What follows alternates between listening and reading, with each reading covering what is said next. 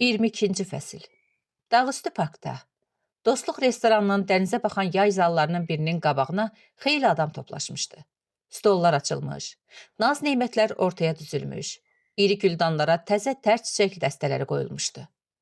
Nizaməddin doktorluq müdafiə eləmişdi. İndi o, dostlarını, qələm yoldaşlarını, qohumlarını buraya dəvət edib ziyafət verirdi. Salmanla Nadirə də Nizaməddinin əziz qonaqlarından idi. Salmanın məclisdə, stol başında sakit, ağzına su alıb oturmaq adəti deyildi. O mütləq danışmalı, yaxşı bir sağlıq deməli idi. Ancaq bu axşam susurdu. Nadirə fikir verirdi. Salman az yeyir, çox içirdi. Buna baxmayaraq keyfləndiyi hiss olunmurdu.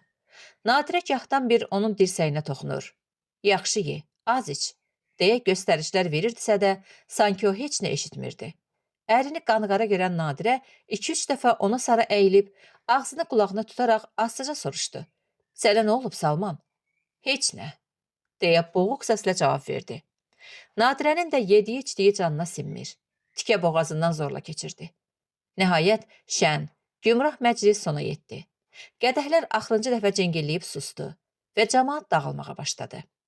Nadirə Salmanın qoluna girdi. Onlar parkın yaşıl xiyabanlarından keçərək adamlardan lal dinməz aralandılar. Trolleybus gəldi. Minmədilər. Gəzə-gəzə gedək, deyə Salman ikinci papirosu damağındakının oduna yandırdı. Gözəl yay gecəsi idi.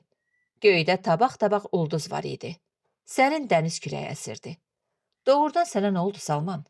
Deyə Nadirə indi bu arxayınlıqda Salmanın dərdini ətraflı öyrənmək istədi. Salman siqarına dərin bir qullab vurdu.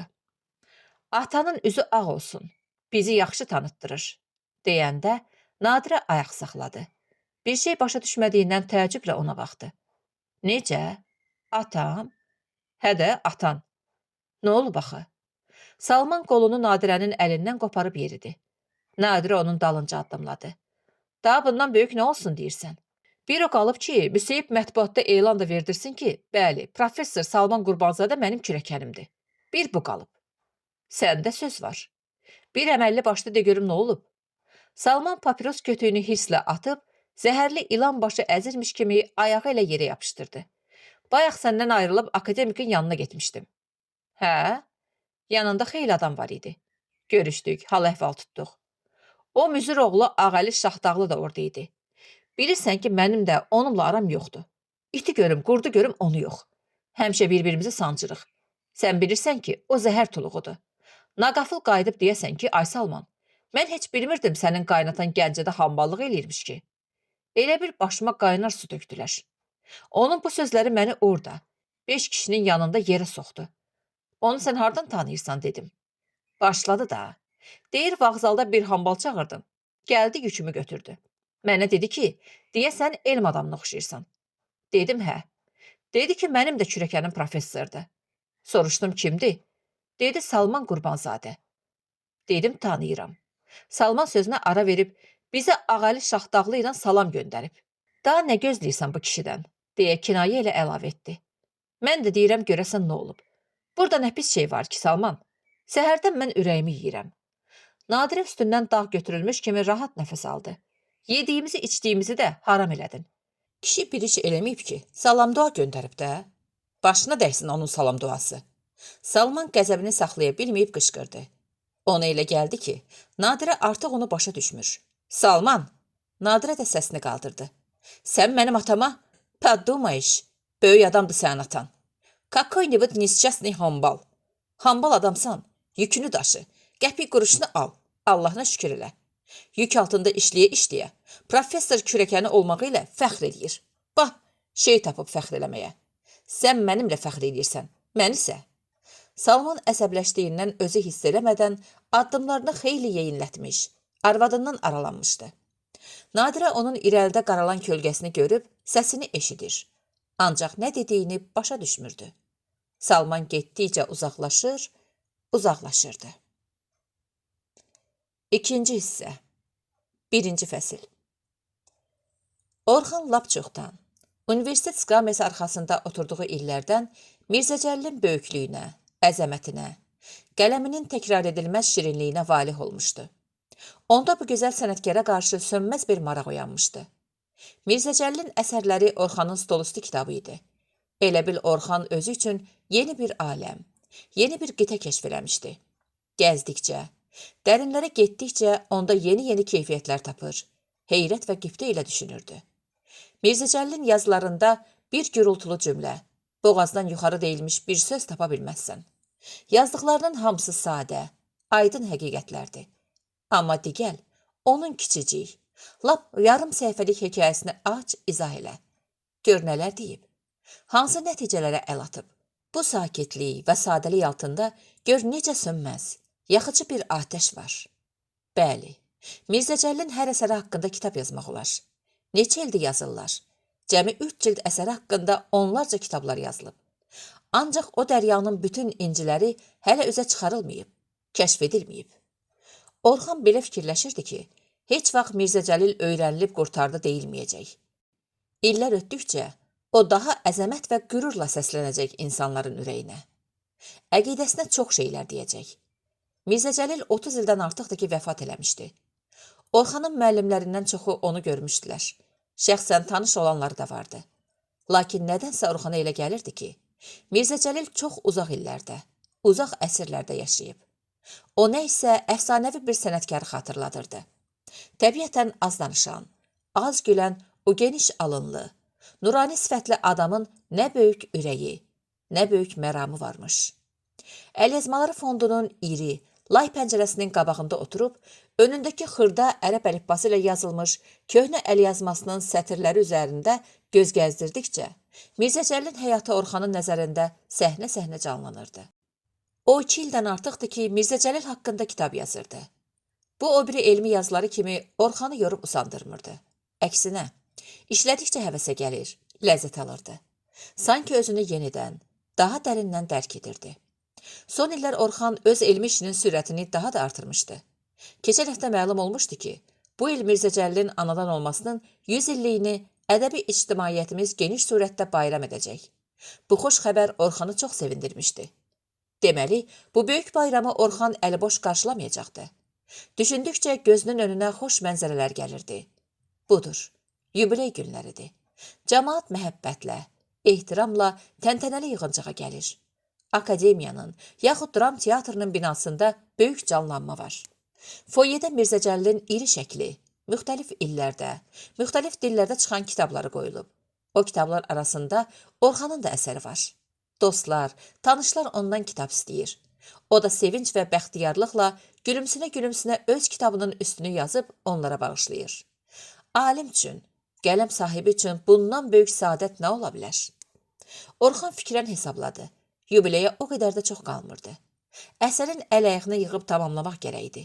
Makinada yazdırıb müzakirəyə vermək. Alim yoldaşların fikirlərini bilmək lazımdır. El etmək ki, yubileyəcən çıxa bilsin. Professorla gərək bu barədə ayrıca danışasın. Professor eşidəndə ki, Orxan plan işindən kənar əsər yazıb, yəqin sevinəcək. Orxan başını qaldırdı.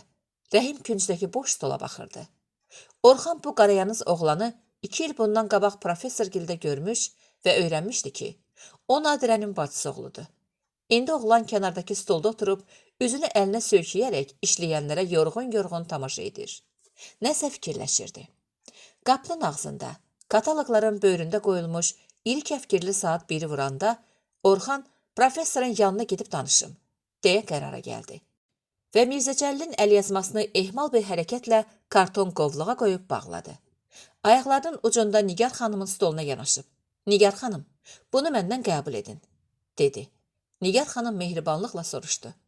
Yenə lazım olacaq? Bəli. Orxan fonddan çıxdı. Bu nə idi?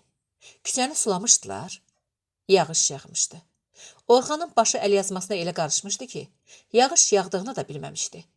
Özü də güclü yağış yağıb kəsmişdi. Enli, yaraşıqlı asfalt küçənin hər iki tərəfindən üzü aşağı bulanlıq sular axırdı. Ağacların yarpaqları yuyulub tərtəmiz olmuş, biraz da yaşıllaşmışdı. Küçənin sağındakı ensiz ləklərin, çayır çəmənin də üstünə mirvari kimi ağ yağış damcıları qonmuşdu. Par-par parıldayırdı. Maşınlar küçə aşağı, küçə yuxarı qıcıltı ilə ötüb gedirdi. Troleybusun paralel elektrik xəttindən tutan qoşa dəmir əlləri üzülüb yana düşmüşdü. Aşağıda, Üç yol ayrıcının düz ortasında dayanmış milisioner əlindəki zolaqlı ağacı gah qabağa, gah sağa sola uzadaraq maşınlara yol göstərirdi. Onun qəti, çevik hərəkətləri gedənlərin diqqətini cəlb etməyə bilmirdi. Orxan ağır addımlarla yeriyirdi. Ürəyində professora deyəcəyi sözləri götür-qoy eləyirdi. Salam Orxan. Orxan səksənmiş halda ayaq saxladı. Salam verənin Gülmürə olduğunu biləndə sevindi. Bağışla, görmədim, deyə o, günahkar adamlar təki üzr istədi. Necəsən? Yaxşıyam Orxan, çox sağ ol. Bugün səni görməmişəm, elə bilirsən çoxdandır görmürsən. Hə? Orxan başını asta-asta tərpətdi. Gülmürə hər dəfə Orxanla rastlaşanda onun halında bir dəyişiklik əmələ gəldiyini xeyli vardı ki, hiss eləmişdi. Qızı elə gəlirdi ki, onunla rastlaşmayanda Orxan daha sakit, daha qayğısız olur. Ona görə də Gülmürə tez-tez görüşüb Orxana əzab vermək istəmirdi. Ancaq Gülmürə yanılırdı. Əksinə, Orxan onu görməyəndə daha çox darıxır, qəmlənirdi. 2 gün bundan qabaq Gülmürənin həyatında özünün də gözləmədiyi bir hadisə baş vermişdi. Mərkəzi qəzetlərin birində onun Füzulinin avtoqrafı barədə yazdığı məqalə çap edilmiş. Elmi işçilər arasında böyük çaxnaşmaya, söhbətə səbəb olmuşdu. Hamı bunu gənc elmi işçinin böyük müvəffəqiyyəti sayır. Onu təbrik eləyirdi. Balam, sən ki beləymişsən, indiyəcən niyə susurdun? İndi zəmanə kəşflər, ixtiralar zamanəsidir. Gülmürə bu yolla getməyi üstün tutur, deyənlər çox idi. Həmin gün Salman Qurbanzadə şöbəsinin işçiləri qarşısında onu səmimiyyətlə, hərarətlə təbrik eləmişdi. Bax, belə eləmək lazımdır. Ancaq belə. İndiyə qədər deyilmiş məlum şeyləri təzədən yoğurub, yapıb oxucuya vermək lazım deyil. İndi təzə söz demək lazımdır. Gülmürənin bugünkü müvəffəqiyyəti bizim hamımızı sevindirdi. Bu bizim müvəffəqiyyətimizdir. İnstitutumuzun müvəffəqiyyətidir. Gülmürə başını aşağı salıb pörtmüşdü. Qulaqları gürüldəyir, ürəyinin döyüntüsünü özü eşidirdi.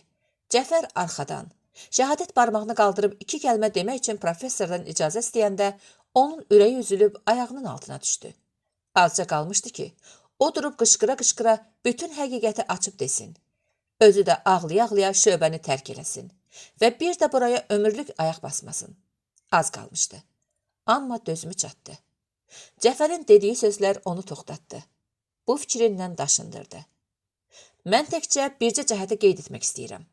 O da bizim qələm yoldaşlarımızın təvazükarlığıdır. O avtoqrafı mən də görmüşdüm.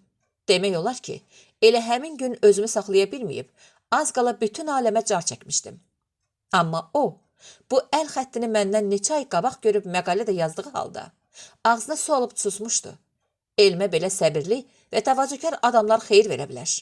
Yeri gəlmişkən onu da deyim ki, Salman müəllim bu məqaləni öz seyfində çox saxlamaqla düzgün iş görməyib. Belə şeyləri seyfdə aylarla saxlamaq nə dərəcədə bizim elmimizin, mədəniyyətimizin xeyrinədir? Gələcəkdə belə hallara yol vermək lazım deyil. Professor ürəyində ona demagog dedi. Mən bilirəm kimin başına papaq qoymaq lazımdır. Yaxşı eləmişəm. Səni hələ bu da azdır. Sonra kinayə ilə. Sənin bu göstərişini nəzərə alarıq, yoldaş Cəfər, deyib fısıltı ilə şöbədən çıxdı. Orxansa yaxın gəlib Gülmürənin ağ, xırda əlini hərarətlə sıxdı. Daxili bir əzabın kölgələri gəzişən gözlərinin içinə baxıb, təbrik edirəm, dedi. Gülü, sağ ol, deyə Gülmürə udquna-udquna cavab verdi. İndi kənar söz söhbətə yol verməmək üçün Gülmürə sıxıla-sıxıla olsa da dilləndi. Məqaləni aparıb professora verdim. Hə, deyə Orxan özünü ələ alıb diqqətini cəmləməyə çalışdı. Oxuyur, ya hələ deyir ki, vaxtım yoxdur? Oxuyub. O gün məni çağırdı yanına. Bir təriflədi ki, deyir bu məqalə birincidən də çox səs salacaq. Doğrudan, Orxan sevinclə səsləndi. Vallah, yaman xoşuna gəlib. O təriflədikcə, düzü mən puçur-puçur tər tökürdüm Orxan. Niyə axı? Gülmürə böyük günah iş tutmuş adam sayağı dedi. Nə bilim, o azca susub əlavə elədi. Onun bütün yaxşı sözlərini sənin ayağına yazırdım Orxan. Orxan başını buladı. O dəfə sənə nə dedim? Bir də bu barədə danışma. Danışsan inciyərəm səndən. Yaxşı, yaxşı. Professorun danışığından belə başa düşdüm ki, bu cür məqalə yazacağımı tək o yox, başqaları da gözləmirmiş. Kişi çox sevinirdi.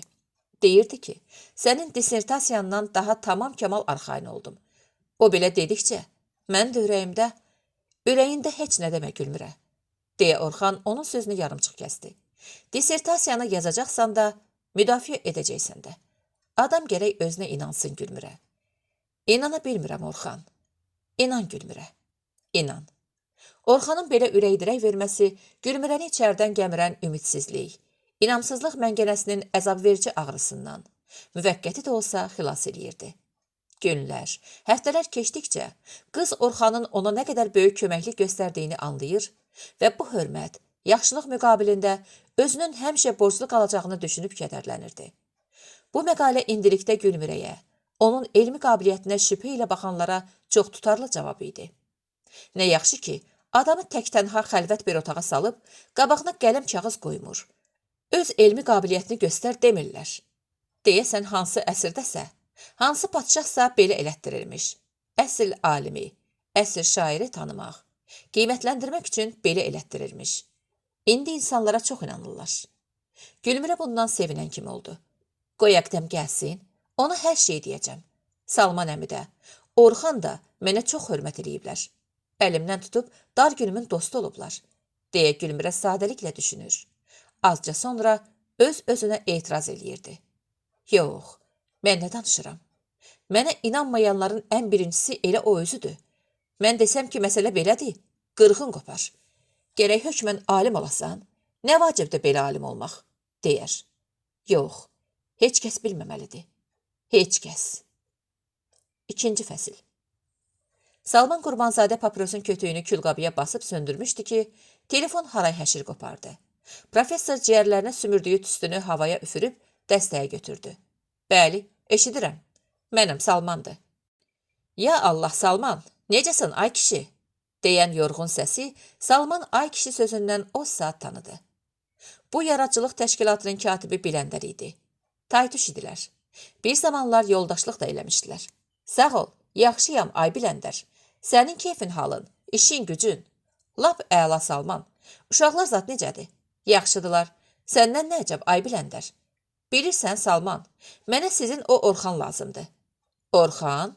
Professor qeyri-iradə olaraq Orxan sözünü elə tələffüz elədi ki, eşidən təəccüblənməyə bilməzdi. O gərək ki, sənin şöbəndədir, eləmi? Hə, mənim tələbəmdir. Necə məyər? Bilirsən, bizim bu yaxınlarda plenumumuz olacaq.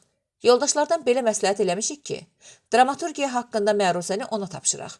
Oğlan mənim çox xoşuma gəlir. Yazılarını izləyirəm. Ağıllı, müstəqil fikirləri məni valih edir. Ona mən etiraz eləmirəm. Ancaq daha yaxşı olmazdı ki, bu məruzəni təcrübəli, bişmiş, görüb götürmüş bir adama tapşıraydınız. Həmişə belə eləmişik Salman. Bu dəfə istəyirik sözü gənclərə verək. Görək onlar nə deyirlər? Onlar necə düşünürlər? Salman ağlına gəlmiş fikrin parıltısı ilə gümrahlaşdı. Bir məsələ var ki, Orxan elmi ezamiyyətə gedir. Elmi ezamiyyətə? Sonra gedəndə nə olar canım? Yox, bu elə işdi ki, təxirə salmaq olmaz Biləndər. Bizim şöbənin işi elədi ki, o bu səfərə getməsə, çətin olar, çox çətin. Salman ağlına gələn bu fikirdən möhkəm yapışıb, vəziyyəti elə təsvir edirdi ki, güya şöbənin bütün işi Orxanın bu səfərindən asılıdır. Mən çox təəssüf edirəm ki, pis vaxta düşüb. Yoxsa Orxan bu işin öhdəsindən cavan olmasına baxmayaraq, çox yaxşı gələ bilərdi. Tələbə mənimdir, işçi mənimdir. Qabiliyyətinə bələdəm. Heyf. Biləndər məyus olmuşdu. Bəlkə ay Salman, biraz bu ezamiyyəti təxirə salasan. Canım üçün əgər mümkün olsaydı, müzayiqə eləməzdim. Kişi lap yol istədi. Daha neyniyək? Onda gərək başqasına tapşıraq. Biləndər sağ ol deyib xudafisləşdi. Salman sol əlini irəli uzadıb, barmağını telefonun düyməsinə bastı. Dəstəyi bir xeyli qulağının dibində saxladıqdan sonra şaqqıltı ilə yerinə çırpdı. Ağzından süd iyi gələn uşağa plenumda məruzə tapşırmaq istəyirlər. Bunlar da qəribə olublar. Yekə-yekə alimlər, professorlar, yazıçılar qalıb bir yana. Yumurtadan dünən çıxan cücüyə başqalarına cip-cip öyrətməyə tapşırırlar. Zəmanə xarab olub gedir. Cavanlar, hər yerdə cavanlar. Balam, bəs biz gedək özümüzü öldürək ki, cavanlar var.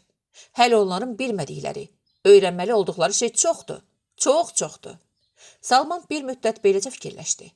Yaxşı bir yalan uydurduğuna görə özündən razı halda gülümsədi. O plenumda məruzə eləyəndən sonra, gəl indi dayan qabağında görüm necə dayanırsan. Zarafat deyil o plenumda məruzə eləmək. Neçə ildir mən bu ədəbiyyatın yolunda sümük sındırıram. Bir kişi olmayıb ki, gəlib desin ay Salman, gəl sən bizim plenumda filən şey barədə məruzə elə. Deyən olmayıb. Adamı bu ağrıdır. Qarnım üçün deyiləmi, qədrim üçünəm. Birazdan Salmanın beyni aydınlaşdı və o dediyi yalandan özü də xoflanıb ayağa qalxdı. Otaqda var-gəl eləməyə başladı. Bəs necə olsun? Gərək Orxan bir yana çıxıb getsin. Yoxsa mənim yalanım çıxa bilər. Orxan özü bilsə, onda nə fikirləşər mənim haqqımda? Yox, Orxan getməlidir. Mütləq harasa, ezamiyyətə getməlidir. Professor bir papiros yandırdı. Bu asandı. Sabah bir ezamiyyət vərəqəsi, bir əmirdi onun canı. Qoy getsin Moskvaya, Leningrada. Yaxud özü har istəyir ora. Bəlkə heç getmək istəmədi. Şöbənin tapşırığı da vəssalam. Nə deyib getməz? Ancaq tez. Lap tez həll etmək lazımdır bunu. Kabinetin qapısı aralandı. Qapının ağzında Orxan göründü. Gəl içəri, gəl, deyə professor əlinin işarəsi ilə onu çağırdı. Otur. Orxan keçib əyləşdi. Salman Qurbanzadə mehribanlıq göstərdi. Hə, de görək işin necədir Orxan? Yaxşıdır professor. Olsun, olsun. Mən həmişə istəmişəm ki, sənin işin yaxşı olsun. Çox sağ ol professor. Mən də çalışmışam və ömrüm boyu da çalışacağam ki, sizin başınızı uca eləyim. Professorun ürəyi. Yalansa çəkdiyim zəhmətlər burnundan gəlsin. Sən mənim başımı uca eləmək yox, yerə salmaq istəyirsən. Professorun dili. Çox sağ ol Orxan. Orxan, mən istəyirəm sizi sevindirəm professor. Deyə bu açıq. Səmimi söhbətdən ürəklənib əsl mətləbin üstünə gəldi. Professor pırpız qaşlarını yuxarı dartdı. Nə ilə? Professor, deyə Orxan izah elədi. Mən 2 ildir ki, Mirzə Cəlil haqqında bir şey yazıram.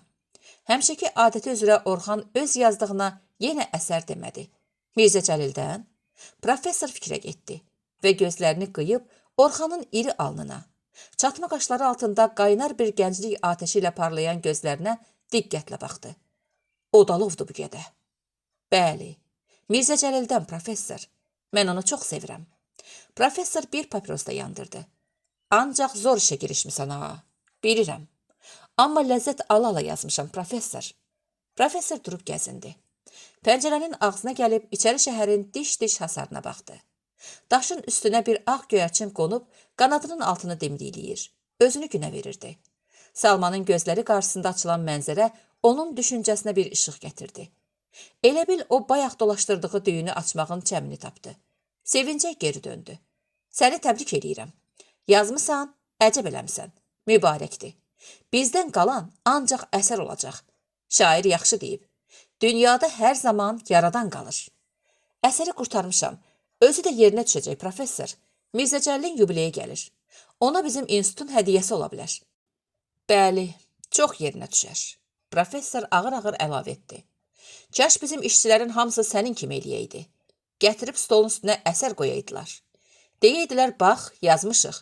Buyur, professor, çap elətdir. Orxan sevinç içində idi. Professor cavan oğlanın fərəhdən alışıb yanan çöhrəsinə fikir verib, onu biraz da şadlandırmaq istədi. Sən məni sevindirdin, Orxan. İndi icazə ver, mən də səni muştuluqlayım. Orxan dikəldi. Bəli, muştuluqluyum, deyə Salman təkrar etdi. Dünən mənim Tiflisdəki dostlarımdan biri zəng eləmişdi bura. Sən yaxşı bilirsən ki, Mirzə Cəlilin fəaliyyətinin ilk dövrü Tiflis mühiti ilə bağlı olub. Bəli, Gürcüstanın arxivlərində Cəlil Məmmədquluzadənin haqqında çoxlu materiallar var. Onları bilirəm. Professor Orxanın bu sözlərindən alındısa da, arxasını yerə qoymadı. Yox, mən deyənlərdən xəbərin yoxdur Orxan. Bunlar hamısı təzə sənədlərdir. Təzə tapılıb. Gürcü dostum mənə deyəndə elə sevinmişəm ki, telefonda demişəm, öpürəm səni, qatso. Fikirləşirdim ki, kimi göndərim, gedib o xəzinənin üzünü çıxarıb gətirsin.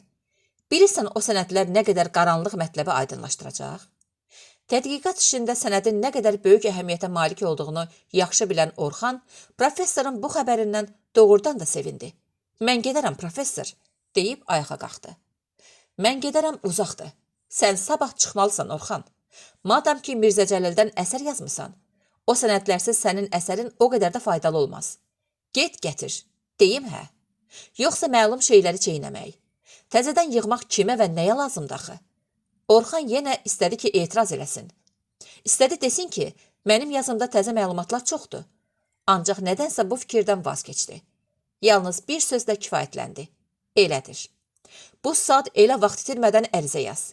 Sənə 1 aylıq ezamət verək get Tiflisə. 1 ay çox olar, professor.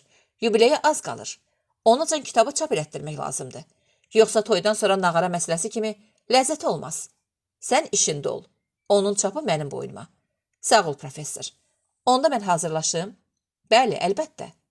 Orxan kabinetdən çıxanda professor üstündən dağ götürülmüşdü ki, dərindən nəfəs aldı.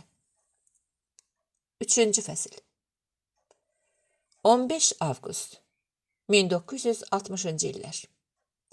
Kənardan baxanların hamısı məni xoşbəxt sayır. Bunu haqları da var.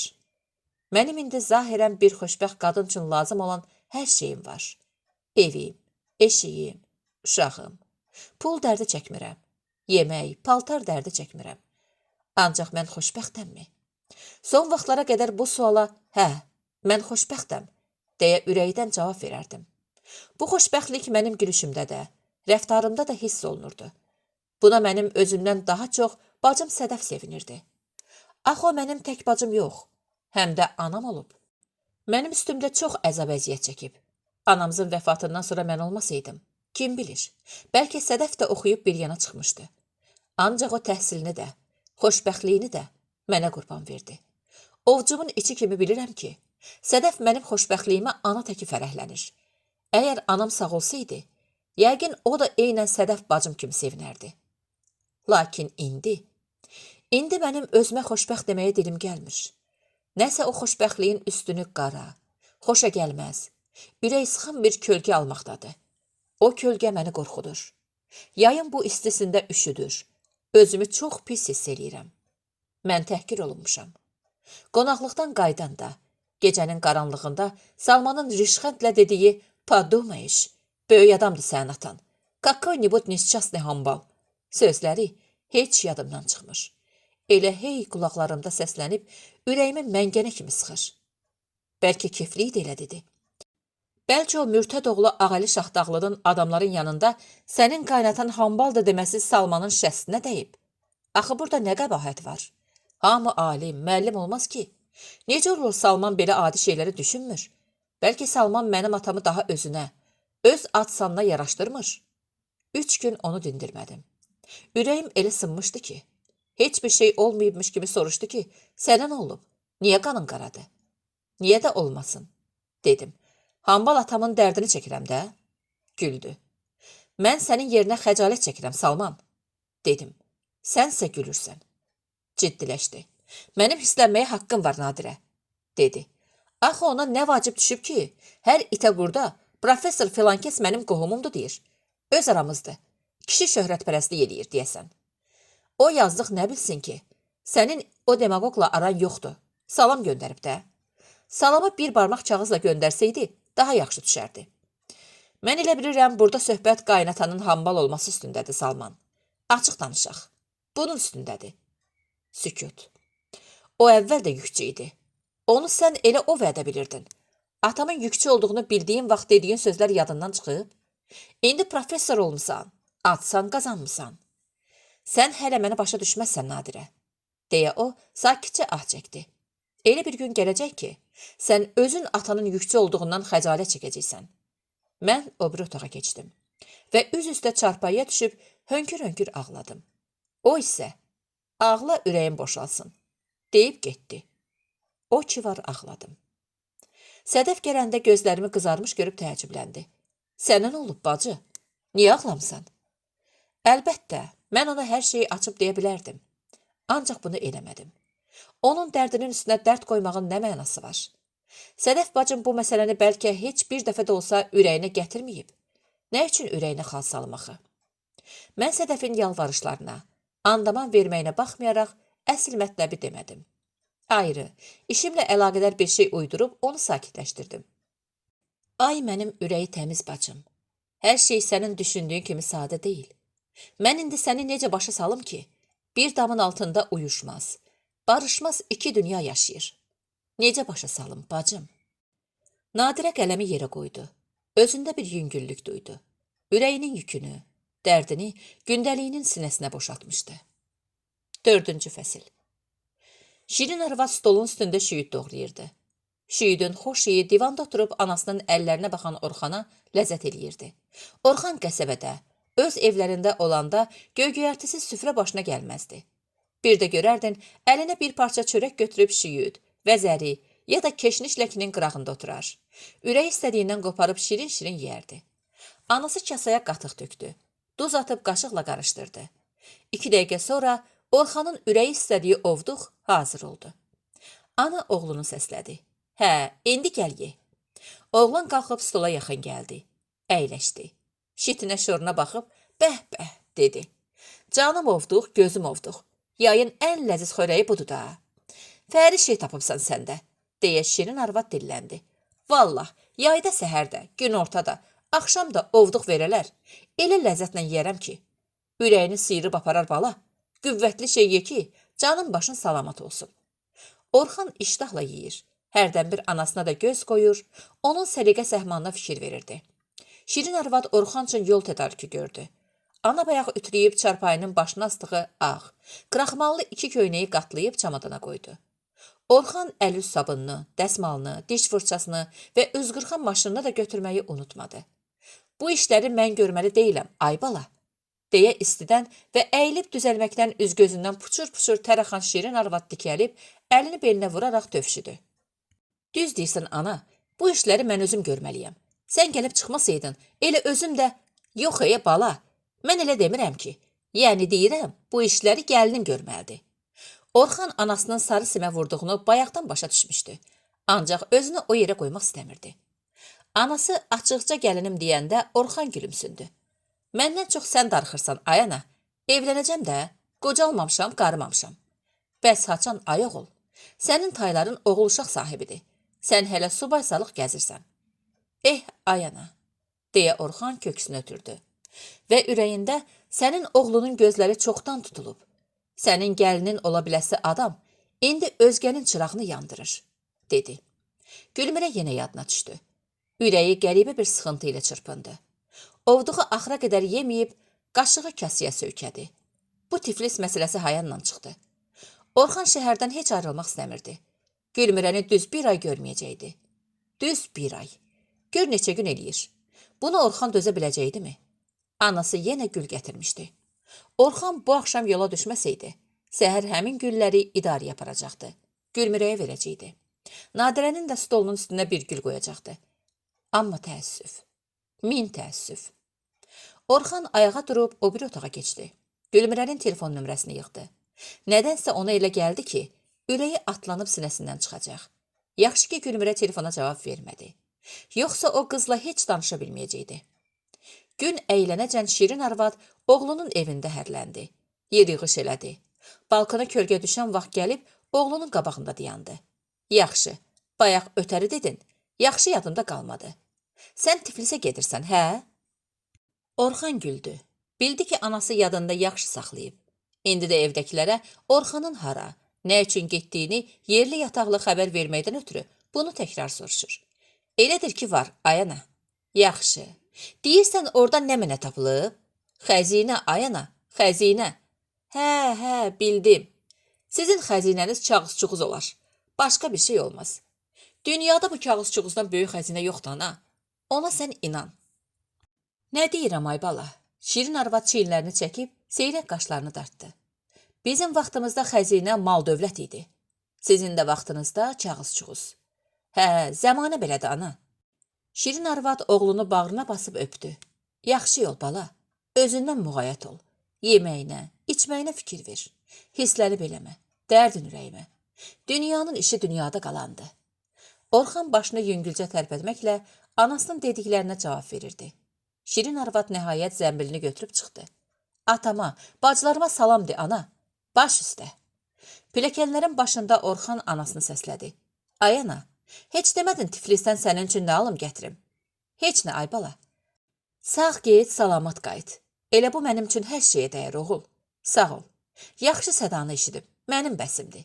Deyə ana pillələri indi. Qapı örtüldü. Ana getdi. Elə bil ev tamam boşaldı. Təklik dəhşətli şeymiş. Orxan bunu indiki kimi dərindən dərk eləməmişdi. Kimdənsə, ya nə zamansa eşitdiyi bir cümlə yadına düşdü.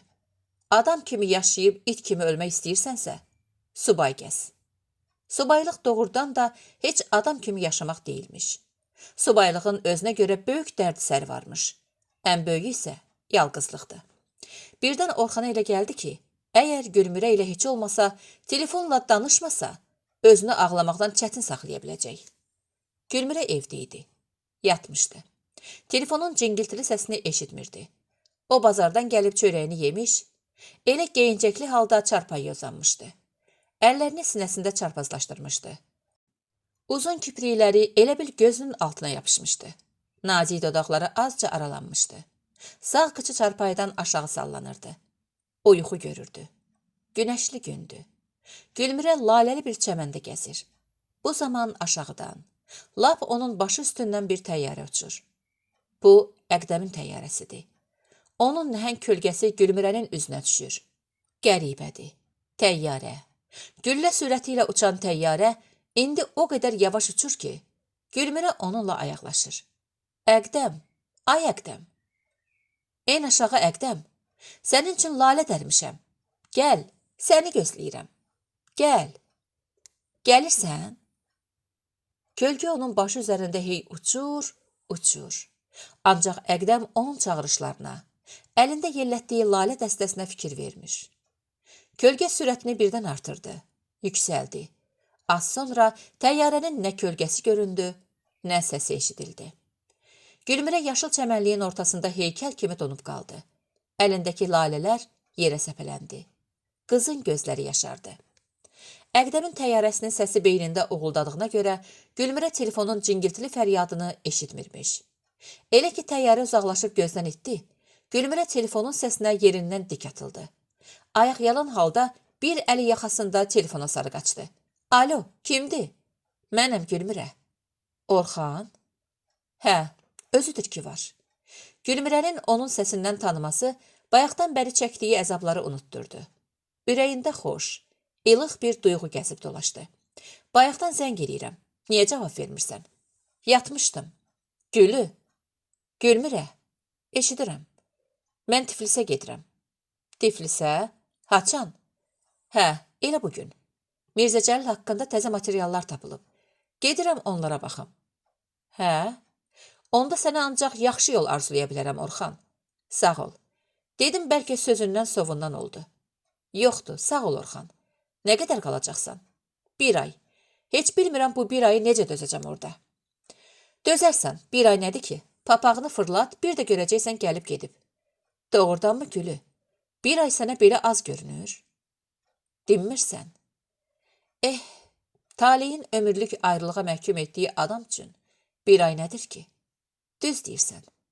1 ay nədir ki? Qəribə oldu. Hər ikisi eyni vaxtda ah çəkdi. Eyni vaxtda da dəstəyi yerinə qoydu. 5-ci fəsil. Səhər tezdən. Ağstafa Bakı qatarı vağzalda nəfəsini dərib dayandı. Səkidə yol gözləyənlər, adam qarşılamağa gələnlər ora-bura qaçmağa, pəncərədən çıxan başlar, yellənən əllər çəkilməyə, sərnişinlər vaqonlardan tökülməyə başladılar. 10-cu vaqonda uzun boylu, beli azca donqarlaşmış, gümüşü bağlı bir kişi əlində 2 çamadan səkiyə indi. Yaşı çox olsa da gümrahdı, sağlamdı. Ağır, dolu çamadanları elə götürmüşdü ki, sanki uşaq oyuncağı idi. Əynində haçansa göy olan, indi isə bozarmış şalvar pencək, başında uzun günlüklü kepka vardı. Kişi çamadanları yerə qoyub uzun, enli səkinin aşağı yuxarısına göz gəzdirdi. Adamlar qaynaşırdı. Hərənin əlində bir çamadan, bir bağlama vardı. Bura Gəncə vağzalından tünlükdür, deyə kişi düşündü. Çox tünlükdür. Bu Sədəfin, Nadirənin atası idi. Ata-babadan qalma mülkləri bu il plana düşmüşdü. Şəhər Sovetindən ona təzə tikilən 5 mərtəbəli binada mənzil verəcəklərini vəd eləmişdilər. Müseyib kişi çox düşünüb daşınmış. Onsuz da qocalmışam. Ömrüm günüm keçib. Balalarımın yanında olsam məsləhətdir, deyib Bakıya köçməyi qərar almışdı. Məhəlliyə ekskavator, buldozer gələndə o ağır şeylərini satıb 2 çamadanı götürərək evindən çıxdı. 3-4 addım atıb geri qandırıldı. Suyu sovulmuş dəyirmana oxşayan ev öz son günlərini, bəlkə də son saatlarını yaşayırdı. Burada doğulmuş, burada yaşayıb qocalmış Müseyib qəhərləndi. Onun ata-anasının, ömrü boyu insanlığını unutmadığı nakam həyat yoldaşının əziz xatirəsi bu evdə yaşayırdı. İndi bu ev sökülürdü. Müseyib doluqsunub yola düzəldi. Elə axşam qatara minib Bakıya gəldi. Müseyib cibindən əzi-yüzü yaylığını çıxarıb boyun boğazını silirdi ki, biraz aralda dayanıb yanına iri yeşik və zəmbil qoymuş tösmərək kişi ona baxıb barmağının işarəsi ilə yanına çağırdı. Müseyib ona sarı addımladı. Boşsan? Hə, bu yeşiyi taksi dayanacağına aparaq. Zəmbili özüm götürərəm. Aparaq deyirsən aparaq da. Nökər nədir, bekar nədir? O hop beləyib göz qırpımında yeşiyi qoltuğuna vurdu. Köklüyünə baxmayaraq, pişik kimi cəld olan tösmərək kişi qabağa düşüb, iti addımlarla yeriyirdi. Müseyib onunla dabanbasma gedirdi. Pillələrlə yeraltı keçidə indilər. Sağa dönüb, yenidən pillələrlə yuxarı qalxaraq küçəyə çıxdılar. Ətrafında ağlı qırmızılı güllər açılmış fəvvarənin o böhründə, dəmir divarlı bağın yanında sıra ilə taksi maşınları durmuşdu. Hə, elə buna minərəm. Hə, bacıoğlu, boşsan? Deyə gödək kişi taksilərdən birinin böhründə dayanıb xəbər aldı. Boşam. Gödək kişi yeşiyi sürücünün düşüb açdığı bagajnika qoydurdu. Sonra əlini cibinə atıb qəhvəyi rəngli portmanatını çıxartdı. Xeyli qurdalanıb bir əzik təklik götürərək Müseyibə verdi. Min bərəkət. Müseyib kişi adətincə vağzala sarı tələsdi. Camaat dağılıb seyrələnə qədər heç olmasa 3-4 adamın yükünü aparıb bugünkü normasını doldurmaq istəyirdi. Yükçülərin görüb götürəcəyi elə səhər, qatarlar son dayanacağa çatanda olurdu. Elə bu ara yağış çisələməyə başladı. Xırda, narın damcılar Müseyibi perrona qalxanda haqladı. Başında dərman üçün belə bircə tük də tapılmayan dazbaş bir kişi əlindəki qəzeti yuxarı qaldırıb yanındakı cavan adama dedi. Hə, balam, Bakı bizi yağışla qarşılayır. Bakı kəlməsi Müseyibin qulağına dəyəndə elə bil ayağına asfalt perrona yapışdırdılar. Kişinin əhədi kəsildi. 30 ildən çox yükçülük eləmişdi. İndiyə qədər başının tükü sanı ağır yük daşımışdı. Lap belini bükən, dizini qatlayıb əstirən yüklər daşımışdı. Ancaq bu qədər halsız, taqətsiz, belə tab təvansız olduğu yadına gəlmirdi. Yox, gəlmirdi. O evladlarının yanına gəlmək üçün qəpik quruş yığmış, qənaət eləmişdi. Nadirənin ehtiyacı olmadığını bilirdi. Amma axı Sədəf də vardı. Yetim nəvəsi Rəhim də vardı. Müseyib şəhərə gələndə əvvəl Sədəfgilə düşərdi. Sədəfin könlü qırıq olduğuna görə belə edərdi. Müseyibin bədəni soydu. Tərləmiş köynəyi kürəyinə yapışdı. O, vay sənin, deyib bayaq düşdüyü vaqonun yanına qaçdı. Yolda ayağı sürüşdü. Az qala yıxılmışdı. Çox vurnuqdu. O yan bu yana boylandı. Camadanlar yox idi. Müseyib kişi utanan kimi oldu. Nömrəsini tullasa da, Gəncədən işdən çıxıb Bakıya gəlsə də, yükçü olduğunu hələ unutmamışdı. Köhnə adətincə bir yüklü sərnişin görən kimi öz çamadanlarını yadından çıxarmışdı. Arıq, uzun, qara bir arvad olan bələdçi vaqonun pillələrindən düşəndə Müseyib üzünü yana çevirdi. Qoy başıma gələn həngaməni bu arvad bilməsin. Yoxsa bütün Gəncə eşidib dalımca ay danışıb gülərlər ha. Müseyib kişi ayaqlarını güclə sürüyə-sürüyə, gözü orada-burada perronun pillələrini aşağı indi. Xoş gəlmisən, Aylələ, başına dönüm Aylələ, deyə Sədəf çoxdan görmədiyi atasının boynuna uşaq kimi sarıldı. Müseyib qızının ağarmağa başlayan saçlarından öpüb, əlini onun çiyninə qoydu. O da qəhərləndi. Sən də qocalırsan, qızım. Axı sən hələ körpəsən. Elə bilirəm dünən anadan olubsan. Amma gör nə qədər vaxt keçib. Sənin saçların da ağarmağa başlayıb. Can bala, deyə niskilli-niskilli düşünən kişi boğuq səslə. Ta ağlamaq niyə qız? Deyə zorla dillənə bildi. Sədəf atasından aralanıb taxtın üstündəki, qırağını külək qatlamış köhnə palazı çırpıb təzədən sərdi. Gedib içərdən döşəkçə gətirdi. Otur lələ. Müseyib əyləşdi. Brezent ayaqqabılarının bağını açdı. Köynəyini siyirib çıxardı. Pul-pul günəş işığı söyüdün yarpaqları arasından yerə, taxtın, Müseyibin üstünə düşürdü. Meh əsir, Budaqlar astaca tərpəndikcə pul-pul işıqlar tərpəşir. Tez-tez yerini dəyişirdi. Yadında qalmış uşaqlıq adətinə görə Sədəf hər söz söhbətdən əvvəl iri, göy ləyəni və ağzına dək dolu boz vedrəni atasının yalın ayaqlarının yanında yerə qoydu. Uzun illər bundan qabaq, hələ evdə qız olarkən, atası hər gün işdən qaydanda Sədəf su hazırlayıb onun ayaqlarını yuyardı. Müseyibin şişib qızarmış ayaqlarının zoqqultusu, ağrısı çəkilib gedər. Bütün yorğunluğu canından çıxardı. İndiri vedrə ləyəni görəndə Müseyib keçmiş günləri xatırladı. Hələ yadından çıxmayıb, qızım. Yox, lələ. Hərdən oturub fikirləşəndə, Gəncədəki o günlər üçün, evimiz üçün burnumun ucu göynəyir, lələ. Müseyib yavaşcadan dedi. Evimizi söktülər, bala. Söktülər? Hə, plana düşdü. Yerində təzə 5 mərtəbəli ev tikəcəklər. Mənə də ev təklif elədilər. Qalmadım. Dedim, gedərəm balalarımın yanına. Deməli, söktülər. Demək, orada bizim heç nəyimiz qalmadı. Elədir, qızım. Amma Gəncə çayının şırıltısı qulaqlarımdan heç getmir. Ölənəcən getməyəcək. Yaxşı elədin, gəldin, lələ. Sən orada tək idin, biz burada. Bir yerə yığışmağımız yaxşıdır, lələ. Təkliyə dözmək olmur. Sədəf danışdıqca Müseyib onun geyiminə, rəngi rufuna, üzündə, alnında görünən qırışlara fikir verirdi. Sədəf gərək bu qədər düşməyəydi. Müseyibə elə gəlirdi ki, Sədəf yavaş-yavaş qaralıb sönən, üstünü kül örtən közə bənziyir. Yel əsməsə, kül getdikcə qalınlaşacaq, od keçəcək və nəhayət hələ əslində çox yanmalı, çox isitməli olan bu ocaq soyuyub sönəcək. Bir yığın küldən başqa heç nə qalmayacaq. Müseyib dərindən köksünü ötürdü. Sədəf dizlərini büküb yerə vurdu. Müseyib ayağını ləyinə qoydu. Su sərin idi. Özün nə tərsən, bala? Gördüyün kimi, lələ. Sədəfin hələ də saflaşıb durulmamış səsi ilişikli çıxdı. Dolanışığın zadı necədir, balası? Yaxşıdır, lələ. Rəhim işləyəndən lap yaxşıdır. Rəhim məyər işləyir? Hə, babası. Atasının işlədiyi idarədə işləyir. Bəs oxumağı? Oxuyacaq da babası. 2 aylıq işləyir. Donluğu zadı babatdı mı? Pis deyil.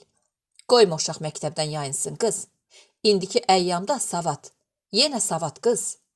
Yaxşı oxuyur, babası. O irəli məktəblərinə çağırmışdılar. Müəllimləri o qədər təriflədi ki, olsun, olsun. Müseyib hıqqıltı ilə əyilib, Mələfə ilə ayağını qurladı. Bacıngil necədir? Yaxşıdır, lələ. Sədəf bacısının dolanışığı haqqında atasına ətraflı məlumat verdi. O danışdıqca kişi razılıqla olsun, olsun deyirdi. Gedə nətərdi? Ceyhunu deyirəm, O da yaxşıdır, babası. İndi Kırımdadır. Orada neyniyir, qız? Dincəlməyə gedib, lələ. Onun üçün bir xeyri yoxdur ya, amma yenə tafı otdu. Hə, babası, zəifdir. Elə bil yeyib içmir. Yazıqlar dünyada o naz neymət qalmır ki, alıb tökməsinlər qabağına. Yemir. Gözünün ucu ilə də baxmır. Bacım hey onun yeməyi üstə hislənir. İdarəyə gedir. Orada da telefonla yalvarır ki, ay Ceyhun, filan şey ye, bəhman şey ye. Görəsən nə dərd azarı var da? Küçə qapısı cırıltı ilə açıldı. Rəhim əlində tor zəmbil həyətə girdi. Göy-göyərti, badımcan, kələm və iri bir qarpız almışdı. Rəhim taxtın üstündə oturan kişiyə zənlə baxıb birdən tanıdı. Baba, deyə iri addımlarla ona sarı yeriyib əl verdi. Xoş gəlmisən, baba. Onlar qucaqlaşdılar. Sağ ol, can bala, maşallah, yekə oğlan olubsan. Rəhim başını aşağı saldı. Kişi nəvəsinin boy-buxununa, kişiyana hərəkətlərinə baxıb heç nə demir.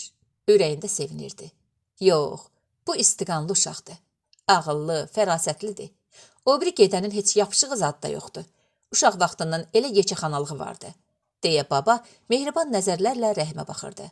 Rəhimin nəzərləri babasının baxışları ilə rastlaşanda ikisi də gülümsündü. Bu təbəssümdə nəsə isti, ilıq bir his gizlənmişdi. Sədəf süfrə saldı. Çörək doğradı, pendir qoydu. Rəhim ala qarpızı ortalığa gətirdi. Sabirabad qarpızıdır deyəsən. Hə, Rəhim? Sədəf xəbər aldı. Elə dedilər. Rəhim ülgücdəki iti bıçağın ucunu qarpıza toxundurmuşdu ki, qarpız şaqqıltı ilə partladı. Pah, deyə Rəhim səsləndi. Qıpqırmızıdır. Hə, bismillah, lələ. Sədəf əlini süfrəyə uzatdı. Yeməyə başladılar. Onlar üçü də elə bil yağla bal yeyirdi. 6-cı fəsil. Gülmürə gül satan kişinin qabağında ayaq saxladı.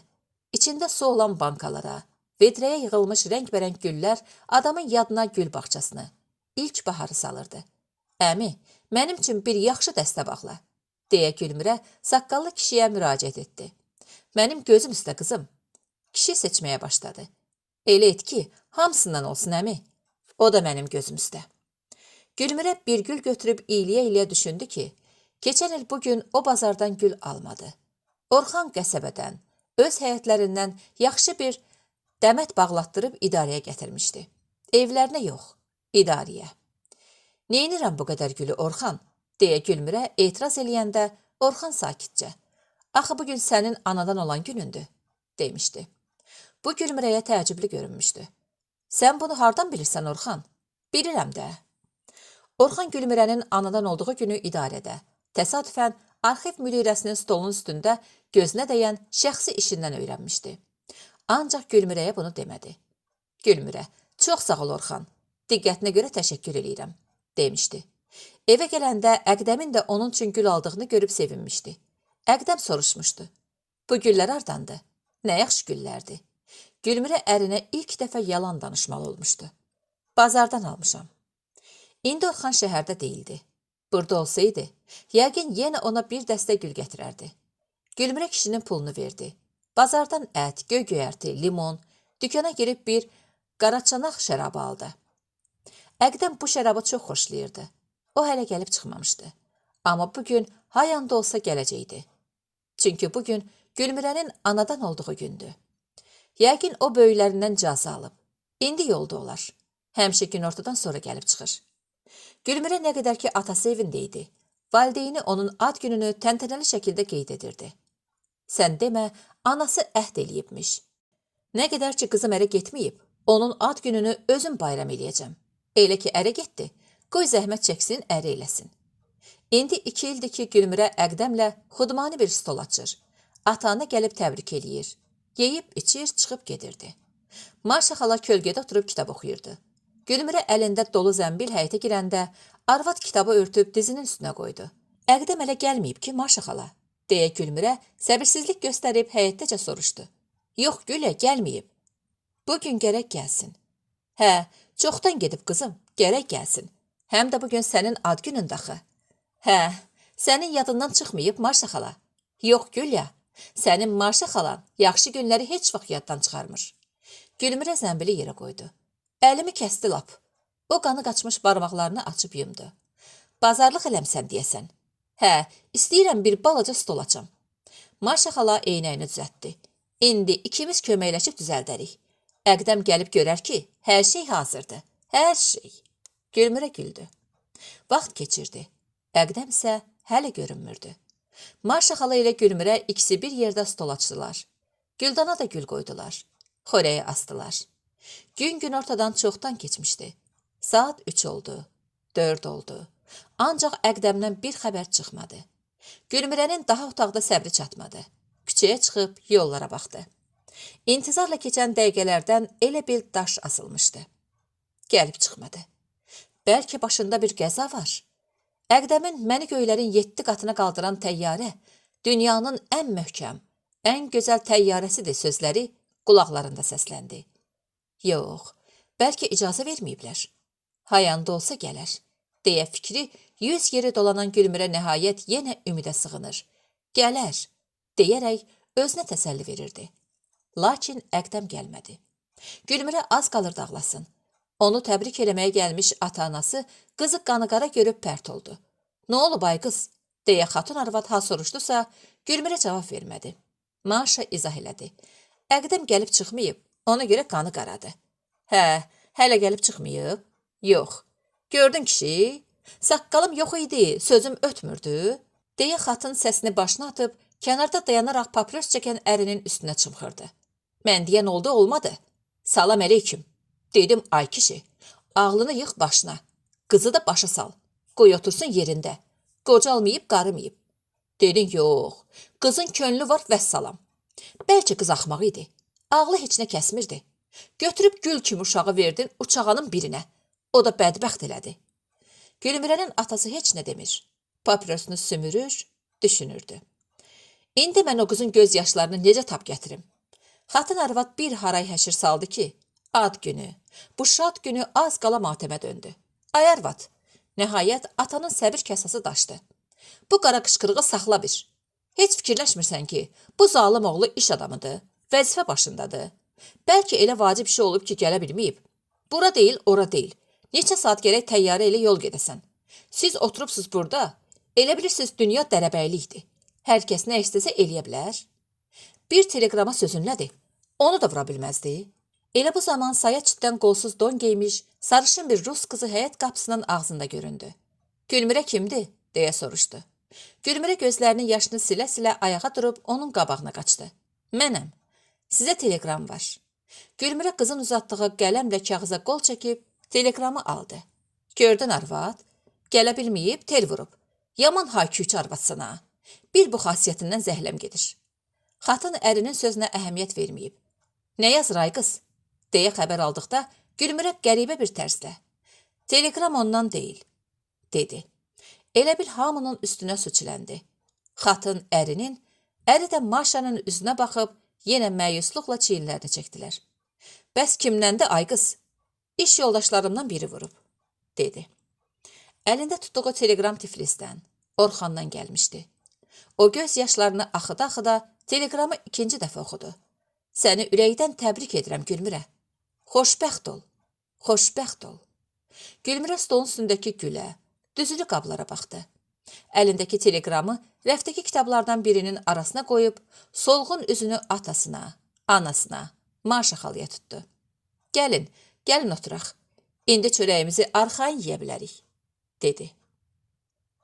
7-ci fəsil.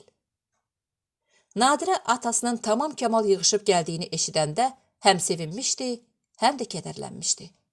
Ona görə sevinmişdi ki, neçə ildən bəri görmədiyi atasını görəcəkdi. Doyunca görəcəkdi. Yaxşı da eləyib yığışıb gəlib. Orada tək tənhadır. Kimi var? Burada qızları, nəvələri. Ona görə kədərlənmişdi ki, Salmanın o gecə dediyi sözlər yadına düşmüşdü. Nadirə bilirdi ki, atası onlara gəldikcə Salman daha da dilxor olacaq. Onu öz şəninə yaraşdırmayıb deyinəcək. Hətta bəlkə utanıb qızarmadan qoca kişiyə öz qızı evində görünməyi qadağan edəcək. Bununla da neçə vaxtdan bəri ailədə hökm sürən soyuqluğu, anlaşılmazlığı biraz da dərinləşdirəcəkdi. Nadirə bu xoşagəlməz vəziyyətin bütün ağırlığını irəlcədən görür, dərk edir. Ancaq səsini çıxara bilmirdi. Sədəfə heç nə demək lazım deyildi. Atasını isə bu məsələdən agah eləmək lap ağılsızlıq olardı. Axı o Nadirənin taleyindən, xoşbəxtliyindən çox arxayındı. İndi onun ürəyinə xal salmaq kişini məyus edə bilərdi. Qoy o heç nə bilməsin. Rahat, arxayın yaşasın. Nadirə qorxu içərisində idi. Elə o saat geyinib keçinmişdi. Sədəflə birgə atasının görüşünə gəlmişdi. Ata-bala mehriban görüşüb qucaqlaşmış. Üz və sürət oturub olandan keçəndən danışmış. Gah deyib gülmüş, gah da kədərlə susub bir-bir də baxmışdılar. Nadirə uşaqlıqdan Müseyibin sevimlisi olmuşdu. Kişi qızının fərasətinə, ağlına, kəmalına bel bağlayıb, onu özünə qız yox, oğul bilmişdi.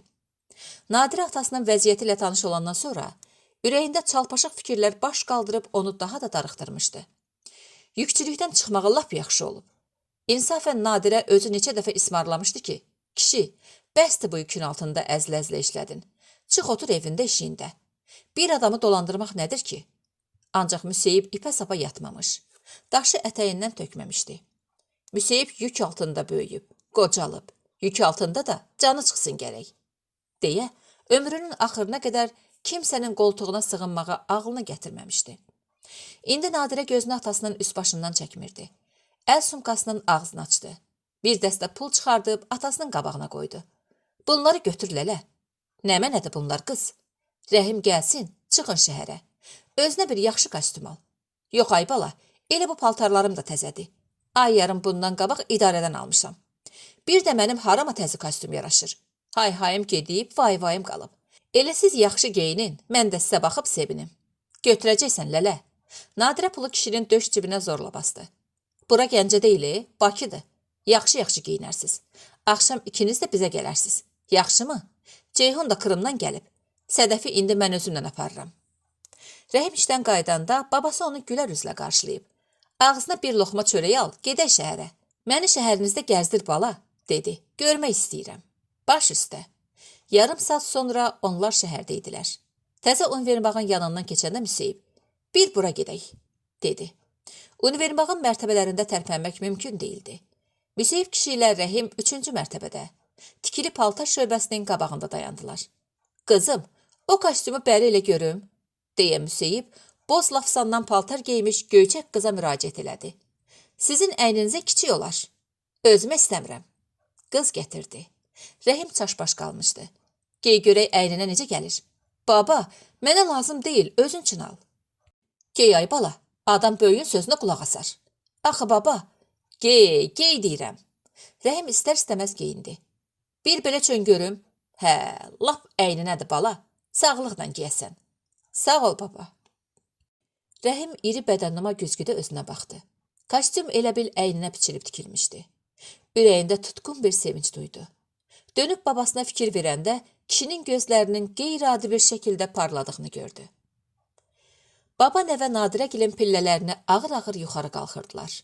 3-cü mərtəbədən uzun, qıvraq bir kişi qabaqlarına çıxdı. Ayaq saxlayıb zəllə Müseyibə fikir verdi və birdən gür səslə. Mənim canım üçün bu Nadirənin atası olacaq, dedi. Elə deyil, elə deyil. Müseyib salam verib uzun kişinin sözünü təsdiqlədi. Elədi. Mənim canım üçün. Görən kimi ürəyimə gəldi. Gör necə oxşayırsınız. Bu Salmangilin həkim qonşusu idi. Görüşdü. Xudafizləşib getdi. Müseyiblə Rəhim 5-ci mərtəbəyə danışa-danışa qalxırdılar. Səsə Sədəflə Nadirə çıxdı. Elə bu vaxt eynəkli qadın da başını qapının arasından qırağa uzatdı. İki daşın arasında fürsət tapıb Nadirəyə üst tutdu. Qonşu, bu kimdir? Nadirə onun sözünü eşitmədimi? Ya qəsdən cavab vermədimi? Dinmədi. Qonşu arvad bu dəfə Sədəfdən soruşdu. Bu kişi kimdir? Atamızdır, deyə Sədəf dilləndi. Atamızdır. Acıqla bir də təkrarladı. Doğrudan? Sözünə daha əhəmiyyət verən olmadığına görə qonşu arvad qapı arxasına çəkilib yox oldu. Ceyhun ağ, qolsuz köynək geymişdi. Kənarda dayanıb Müseyibə baxırdı. Baba irəli yeridi. Yallah, yallah kişi oğlu, deyə nəvəsinin əlindən tutub sıxdı. Ceyhunun xırda, yumşaq əli Müseyibin düyün-düyün olmuş ovcunda görünməz oldu. Kişi əyilib nəvəsinin alnından döpdü. Nadirə baba ilə nəvənin görüşünə tamaşa eləyirdi. Nədənsə ona elə gəldi ki, Ceyhun çəkinir. Qorxur ki, babası üst-başını çikləndirər. 2 dəqiqə sonra Nadirə bu təxminində yanılmadığını yəqin elədi. Ceyhun mətbəxə keçdi və əllərini, üzünü yumağa başladı. Nadirə arxasınca gəldi. Bəs indicə yuyunmamışdın? Yenə yuyunuram. O şəhadət barmağını təkləyib başını qaşıdı. Ceyhun alnına murdar bir şey yapışmış kimi dırnağı ilə oranı qaşıyırdı. Nadirə onsuz da pərt idi. Atası özünə kostyum almamış. Elə yüksü paltarında durub bura gəlmişdi. Üstəlik Ceyhun da belə. Babasından iyrənirdi. Nadirə eqaistlər, deyə ürəyində söylənə-söylənə qonaqların yanına keçəndə Salmanın turşumuş sir-sifətlə o biri otaqdan çıxıb qaynatası ilə könülsüz görüşdüyünü gördü. Müseyib kişi ayağa qalxdı. Əyləş, deyə zorla dillənən Salman özü də onunla qabaq qənşər əyləşib yerə baxdı. Gecdən gec soruşdu. Gəncədə nə var, nə yox? Sağlıq. Gəncə ilə də üzülüşdüm. Salman başını qaldırıb qaynatasının üzünə təəccüblə boylandı. Evimiz söküldü, çıxdım gəldim. Kişi tutqun səslə cavab verdi. Mənim bir rəhmətlik dostum vardı. Deyərdi, harda günün xoş keçdi, ora vətəndi. Deyirəm, bu Bakı vağzalında elə xırda-xırda işlərəm. Salman qaşqabağını salladı. Bu nə danışır? Bizim tanışların gündə 5-10'u Moskvaya, Rigaya, Tiflisə, nə bilim, daha haralara gedir. O yanlardan gələnlər də var. Elə hərəsində bir dəfə desə ki, mən professor Qurbanzadənin qaynatasıyam, işimiz düzəldi də. Müseyib Salmanın gözlərinin içinə baxdı. Salman dəyişib. Əvvəllər belə deyildi. Özünü çəkmirdi. Amma indi Müseyib zorla özünü ələ alıb susmağı, hələ gözləməyə məsləhət verdi. Qızı peşman eləməyim. Bəlkə işdən dilxor qayıdıb. Heç mən fikirləşdiyim kimi deyil. Müseyib pərtliyini biruzə verməmək üçün ayağa qalxdı. Küsürü kimi oturmuş Rəhimlə Ceyhunun qabağında dayandı. Hə, niyə danışmırsınız? Nə danışaq? Rəhim soruşdu. Olandan, keçəndən, Ceyhun səfərdən gəlib, gəzdiyi yerlərdən danışsın. Nə danışım? O yerləri gərək gedib gözünlə görəsən. Yoxsa danışmaqla? Ceyhun başını yırğaladı. Bir şey çıxmaz. Sədəflə Nadirə yaxşı bir süfrə açmışdılar. Balkonda manqal qızarır. Külək körük vurur. Şişlərə çəkilmiş təzə qoyun əti cız-hacızla bişir. Xoş iyi evə və küçəyə yayılırdı. Sədəf atası üçün bozbaş gətirdi. Müseyib kasaya çörək doğradı. Qabın böğrünə qoyulmuş çəngələ, bıçağa əhəmiyyət vermədən əli ilə yeməyə başlayanda Ceyhun pıxq eləyib güldü. Ancaq yaxşı ki onu çeçəmək tutdu. Nəyə güldüyünə fikir verən olmadı. Salman isə tez duyuq düşüb oğluna baxdı və qəribə bir tərzdə gülümsündü. Sonra üz gözünü elə qırışdırdı ki, güya Müseyibin yeyişi onun iştahasını küstürdü. Başını tərpədib könülsüz halda əlindəki qabırğanı sümürməyində davam elədi. Bunlar Nadirənin gözündən yayınmadı. Qıpqırmızı qızardı. Açıb ağartsınmı? Lələsinə desinmi? Kişi pərt olmazmı? Salman da, Ceyhun da gülür, lağ edir. Hələ sonra nə qədər söz-söhbət olacaq. Nadirə özünü toplayıb astadan, Lələ, qaşıqla niyə yemirsən? Dedi. Düzü qızım, canıma sığmır. Mən bozbaşı həmişə əllə yeyirəm. Elə bilirəm qaşıq onun dadını qaçırır, deyə Müseyib izah elədi. Nadirənin baxışları Salmanın baxışları ilə rastlaşdı. Nadirənin ürəyi istehsalı baxışlardan sıxıldı. Salman elə bil deyirdi. Yaxşı ki evdə kənar adam yoxdur, yoxsa lap biyabır olmuşduq. 3-4 dəqiqədən sonra Müseyib kişi xöyrəyini yeyib qurtarmışdı. Kənardan baxan adama elə gələ bilərdi ki, Müseyib aclıqdan çıxıb. Ona görə belə tez-tez qovdu qaçdı ilə yeyir. Əslində isə bu cür yemək onun adəti idi. Yemək yeyəndə həmişə tələsmişdi. Ömrü uzunu. Arxayın süfrə başında oturduğu yadına gəlmirdi. Heç bir işi olmayanda belə tələsmədən, arxayınlıqla çörək yeyə bilməzdi. Kişi kasanın qırağından 2 əlli yapışdı. Bozbaşın noxudlu suyunu xorultu ilə başına çəkib, üstündən də bir pəh elədi və kasanı yerə qoydu. Ancaq bu dəfə Ceyhunun gülməyini Müseyib özü də gördü və başa düşdü ki, nəvəsi ona gülür. Bu gedə öz-özünə niyə gülür, görəsən? Deyə düşünən baba iri, parlaq gözlərini süfrə başında oturanların üzündə gəzdirdi. Əlini süfrədən çəkdi, köksünü ötürdü. O bu evdə çörək yemədi. Elə bil zəhrimar yedi. 8-ci fəsil.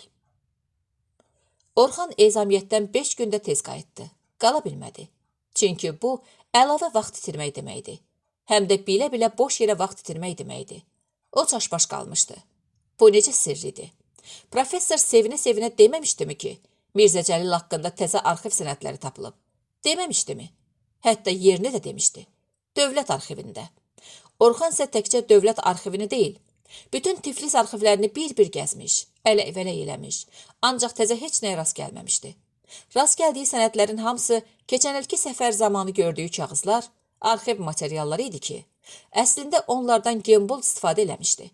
25 gün vaxtı getdi. Bu onu elə yandırırdı ki. İstirahət günü idi. Orxan qatardan düşüb evə gələndən sonra yuyunmuş, xeyli dincəlmiş, Gülmürəyə zəng eləmişdi. Mənəm Gülmürə. Salam, necəsən? Orxan, bəli mənəm. Xoş gəlibsən. Necəsən, yaxşısan? Hə, bəs sən? Mən də yaxşıyam. Haçan gəlmisən? Bugün səhər. Səfərin necə keçdi Orxan? Belə, yeni bir şey yox idi, hamısı köhnə materiallar idi. Onda demək havayı? Hə Gülmürə, lap havayı, havayıdan da havayı. Həm dövlətin filan qədər pulu getdi, həm də mənim qızıl kimi vaxtım. Yaxşı, işlərin necədir? Pis deyil, sənin teleqramını aldım. Çox sevindim. Sağ ol, mənə xoşbəxtlik arzulamışdın. Hə, mən nədənsə sənə elə gəlir ki, mən xoşbəxt deyiləm Orxan. Elədimi? Sən necə? Məni xoşbəxt sanırsan? Xoşbəxtlərin xoşbəxti Orxan. Yox, səhv eləyirsən Gülü. Mən brilyant qaşı itmiş bir üzüyə oxşayıram. Mənim həyatımın bəzəyi yoxdur. Daha doğrusu var. Ancaq məndən çox uzaqdadır. Orxan, Orxan. Sən məni həmişə kədərləndirirsən.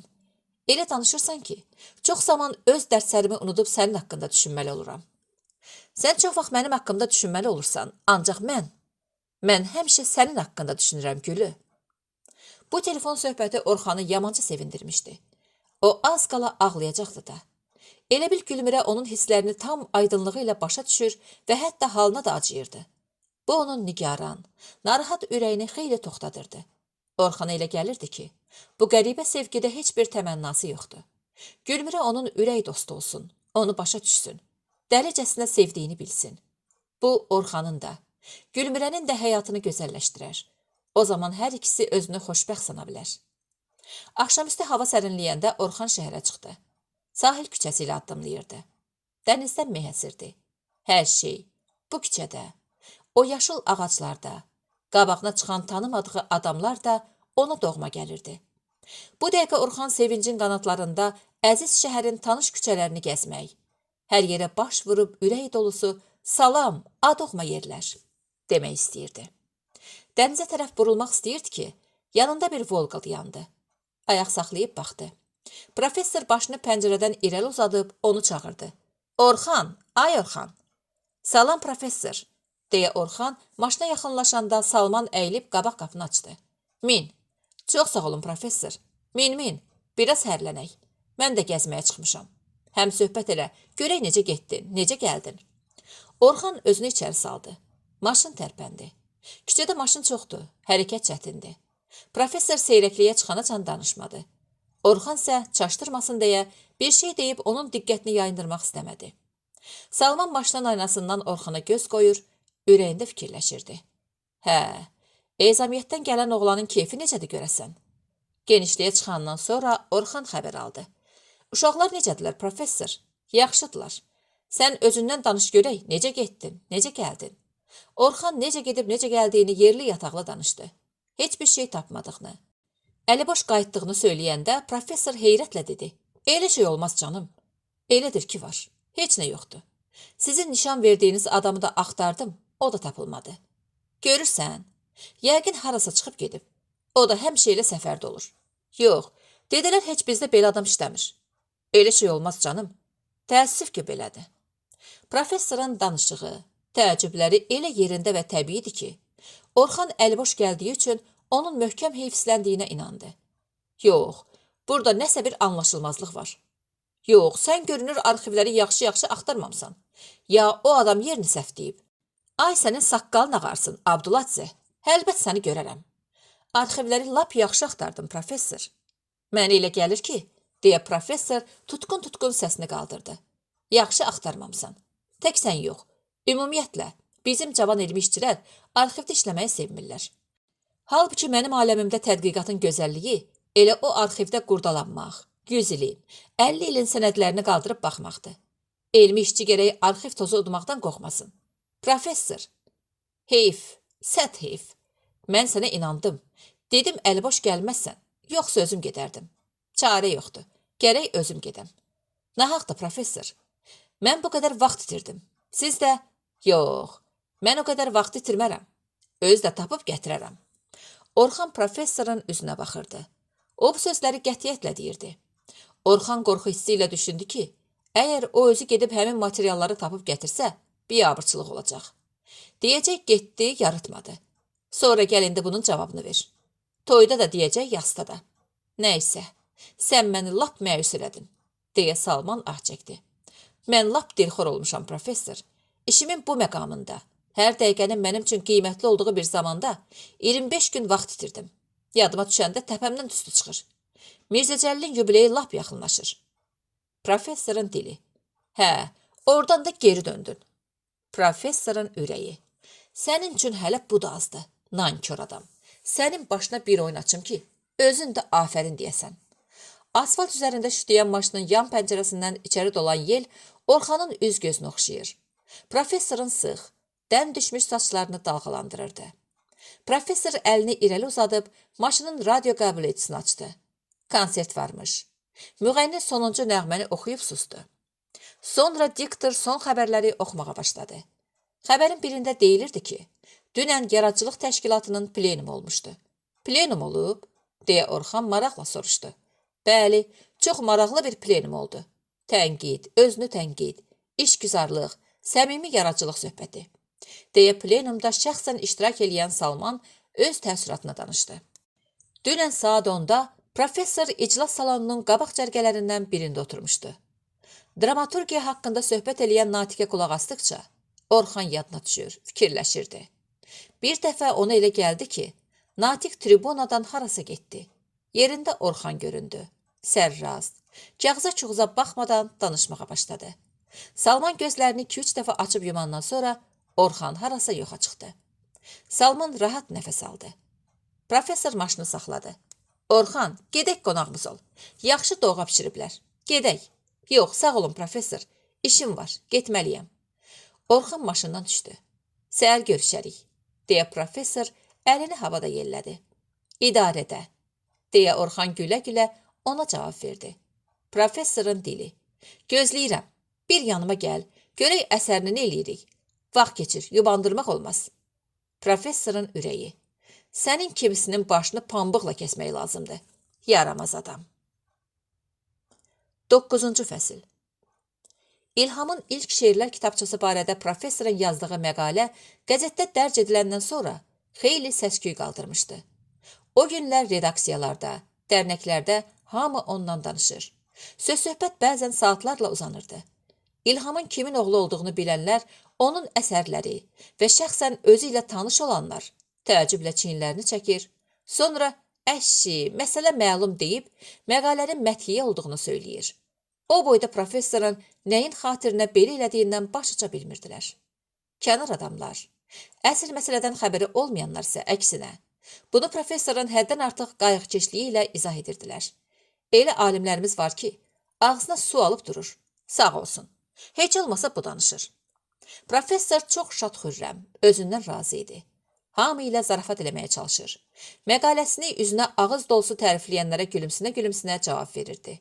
Hiss edirdi ki, indi hər yerdə bu məqalədən söhbət gedir. Belə eləmək lazımdır. Ədəbi mühitimizdəki bu durğunluğu ancaq belə sirkələmək, parçalamaq olar. Ayrı cür yox.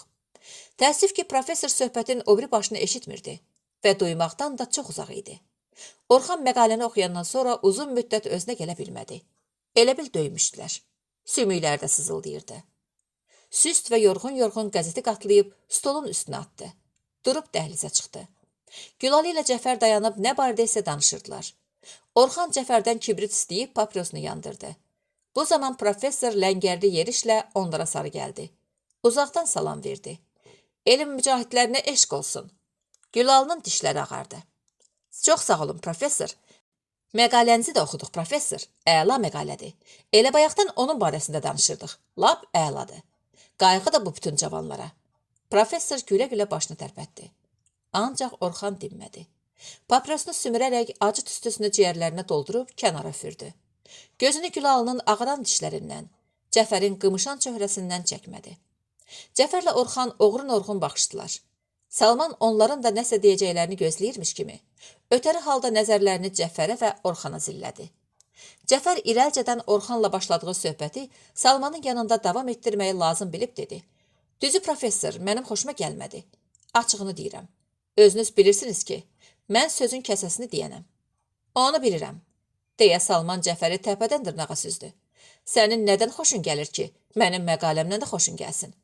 Yaxşı şeyi həmişə yaxşı demişəm, professor. Salman dözmədi. Çərtdi. Yaşda məndən böyük olsa da, sənin mənim yazdığım qiymətləndirməyin hələ tezdir. Sən hələ elm üçün nə eləmsən ki? Cəfərin ürəyinin yaralı yerinə toxunan sözlər 7 qatından keçdi. O dodağı əsə-əsə. Mərdəmazarlar qoymayıb Salman, dedi. Qarnı qurtdular, paxıllar qoymayıb. Orxan söhbətin elmi sahədən ayrı səmtə baş alıb getdiyini gördükdə sözə qarışdı. Tərifi çox idi, professor. Hə? Tərifi çox idi? Bəli. Tərif də özünüz bilirsiniz ki, tiryək kimi bir şeydir. Öldürür. Salman ona da kəskin bir nəzər saldı. Düz deyirsən, dedi. Necə ki, bəzilərini öldürüb. Bu sözlərdəki kinayəni duymamaq mümkün değildi. Onların arasında son vaxtlar belə söhbətlər tez-tez olduğuna görə, buna Salman da adət eləmişdi. Orxan da, Cəfər də. Onlar bir-birini sancırdılar. Kimin əlinə harda fürsət düşsəydi orada. Bəzən elə hallar olurdu ki, bir-birini görməyə gözü olmayan 2 nəfər iclasda nəyinsə xatirinə obyektiv adamdı.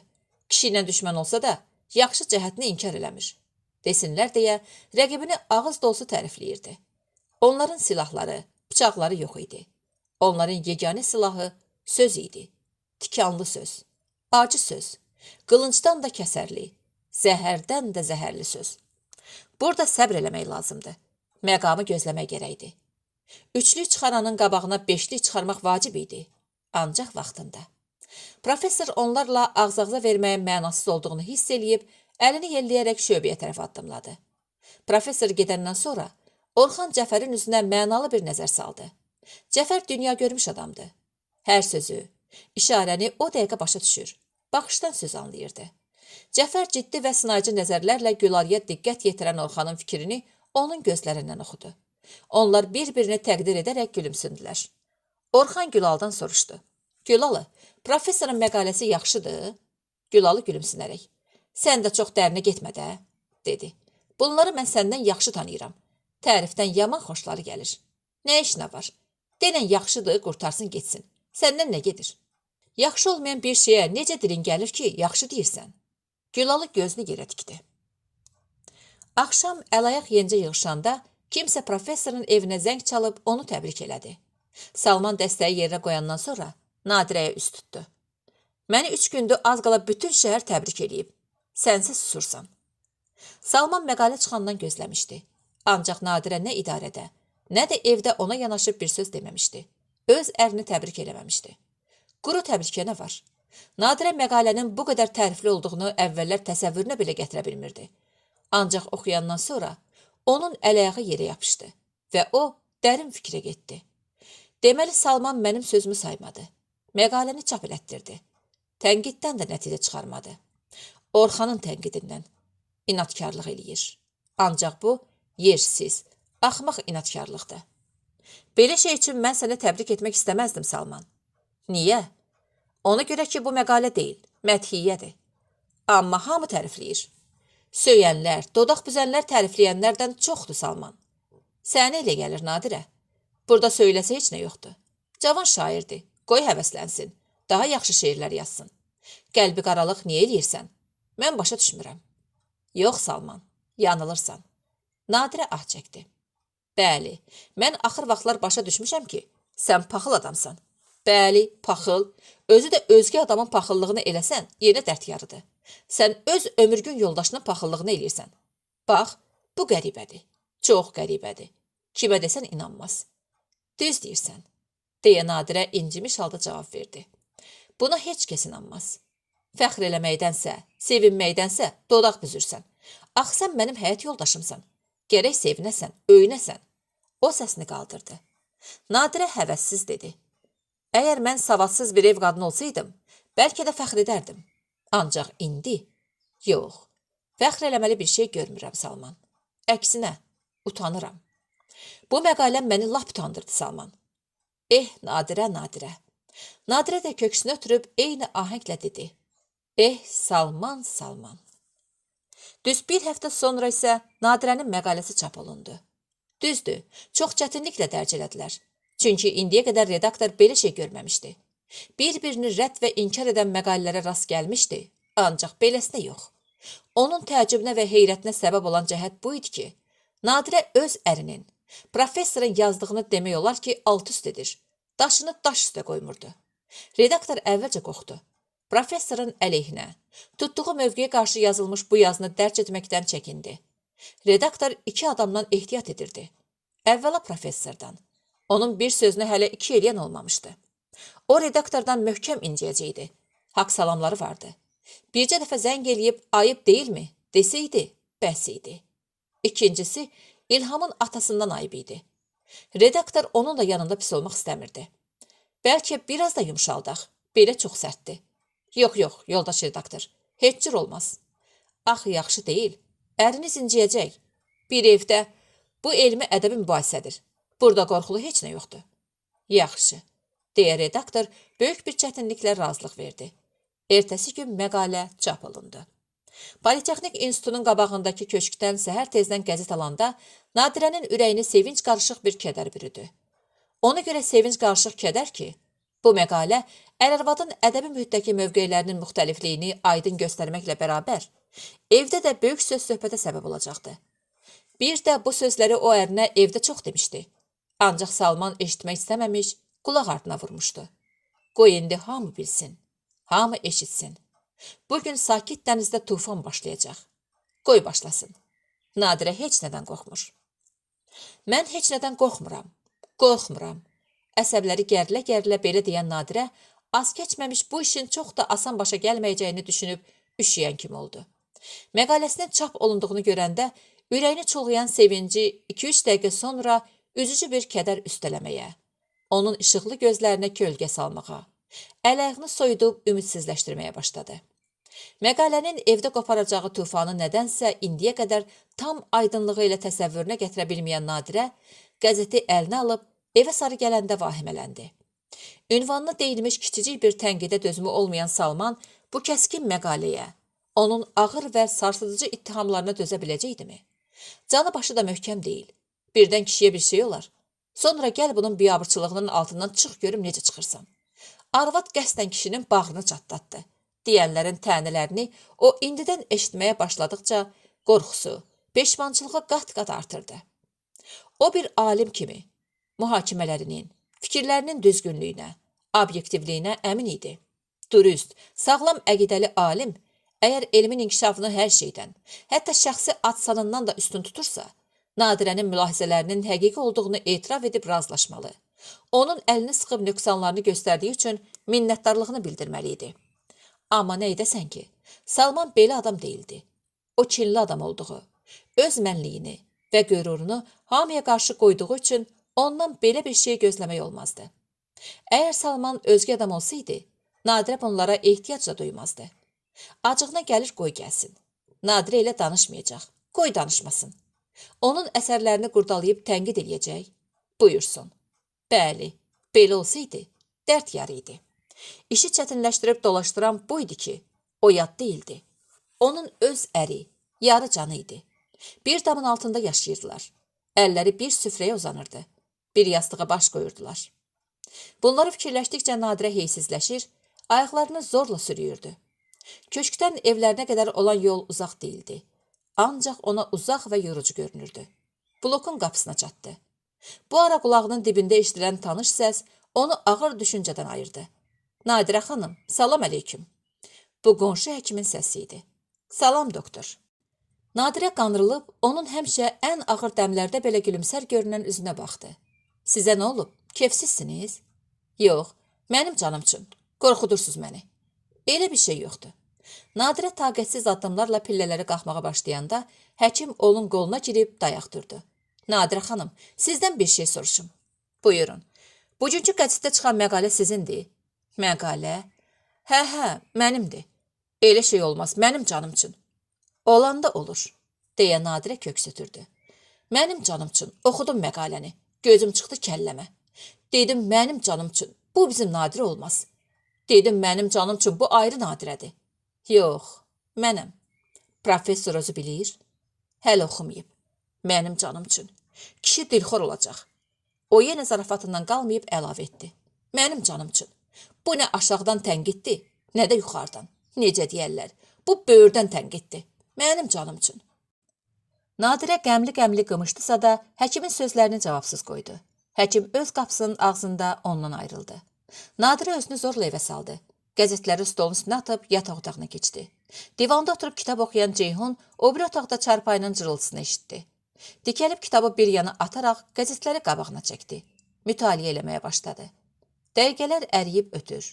Ceyhun idman xəbərlərini, xarici xəbərləri nəzərdən keçirir. Qulağına arabir o bir otaqdan çarpayının cırıltısı gəlirdisə də əhəmiyyət vermirdi. Başlığı iri, qara hərflərlə yazılmış məqalənin ortasında təsadüfən Professor Salman Qurbanzadə sözlərinə rast gələn Ceyhunu maraq götürdü. Elə həmin cümləni bütöv oxumağa başladı.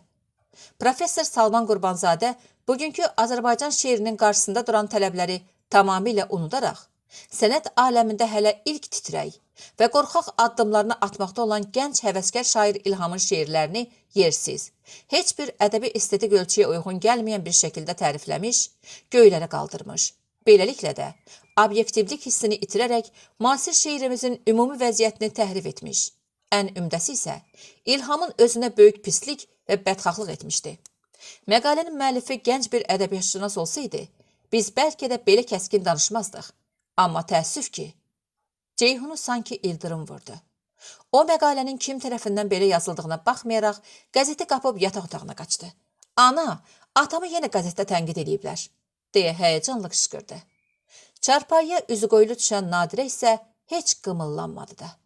Özü də böyük məqalədir. Ceyhun məqalənin altına, müəllifin imzasına baxdı. Nadirə Qurbanzadə sözlərini oxuyanda nitqi batdı. Gözlərinə inanmırmış kimi bir də oxudu. Yox, bu həqiqət idi. Həqiqət idi. Ceyhun elə qapının ağzında dayanıb məqaləni başdan ayağa oxumağa başladı. Məqalənin kəsərli, tutarlı sözləri Ceyhunun da ürəyini sıxırdı. Doğrudan da burada acı, tikanlı sözlər vardı. Bu sözləri yazana onun acığı tutmaya bilmirdi. Amma bunu yazan anası idi. Doğma anası. Nadirə handan-hana çevrilib Ceyhuna baxanda oğlan oxuduğuna, gördüyünə inanmayan sayağı təzədən xəbər aldı. Bunu sən yazmısan? Nadirə başını tərpətdi. Niyə? Sual Nadirənin acığına gəldi və o əsəbliklə uşağın üstünə qışqırdı. Sən hər yerə başını soxma. Yeri get dərslərini hazırla. Ceyhun təəccüblə anasına diqqət yetirib başını qaşıdı. Qapının ağzından çəkildi. Sonra yavaşca sivişib həyətə, uşaqların yanına oynamağa getdi. Salman çiynində qoşalülə, belində patrondaş, əlində veşmeşok şad gülərüzlə içəri girdi. O ovdan əli dolu gələndə belə şad olurdu. Çoxlu quş vurmuşdu. Nadirə, deyə o qapının açarını cibinə qoyub dəhlizdə səsləndi. Nadirə rəngi ağarmış, gözləri dolmuş halda yataq otağının qapısı ağzında göründü. Həmişə deyirdi, ovun qanlı olsun. İndi dinmədi. Salman onun vəziyyətindəki çaşqınlığı görüb nigaranlıqla dilləndi. Nə olub? Ceyhun hanı? Uşağın başında nəsə var? Deyə o, Ceyhuna nəsə olduğunu düşünüb süsləşmiş halda soruşdu. Heç nə, dedi. Bəs axı nə olub? Tez ol de. Ürəyimi partlatmaq istəyirsən? Nadirə çaşqınlıq içərisində. Bu dəqiqə dəhşətli bir hadisənin baş verəcəyini gözləyən adam təki qorxu içində dedi. Məqalə çıxıb. Nə? Hansı? O da. Bu yarımçıq nida qurtarar-qurtarmaz Nadirəni yaş boğdu. Salmana hər şey məlum oldu. O elə ov paltarında divana çöktü. Elə bil dünəndən quşlara, ceyranlara, cüyürlərə atdığı güllələr dönüb onun öz ürəyinə, bədəninə sancıldı. O iniltili bir ah çəkdi. Alacılanmış gözlərini Nadirənin yaşarmış gözlərinə tikəndə, dünən sinəsinə güllə dəydiyindən yıxılıb can verərkən ağlayan cüyür balasını xatırladı.